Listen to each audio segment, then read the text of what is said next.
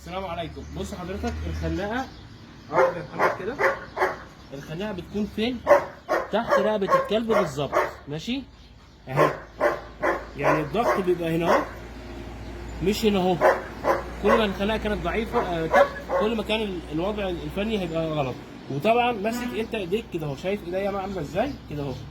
بص بقى الخناقه بتقفل وبتفتح، هي اللي بتدي الكروشن. لما ركبها صح من الفيديو الاولاني، ماشي؟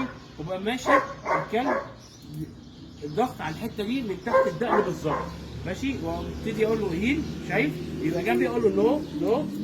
شايف الكوركشن بيبقى هنا، شايف الكوركشن بيبقى هنا، شايف؟ اول ما تتكلم ياخد الكوركشن تحت، بياخد الكوركشن، هيبتدي يبقى ضعيف. طبعا لما انت بتكون تاني ايديك بتبقى ضاغط على الكلب، انا عايز ايديك تبقى مفروضه عشان الخلايا تبقى فيها ايه؟ راحه. اقول له هنا، شايف؟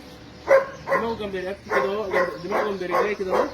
وبص بهديه بكوركشنات خفيفه لما يكون الكلب شغال كويس. خلاص ماشي هنا، شايف؟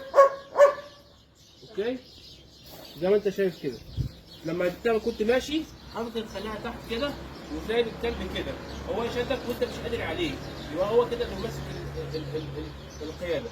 لكن لازم تحط الخناقه تحت بالظبط كده وتمشي كده اهو. كده انت ضاغط على الكلب زي الجنب بتاع الكلب بالظبط. هي فيها مهاره، ما فيهاش نوع من انواع الضغط اللي بيخلي الكلب يتعب.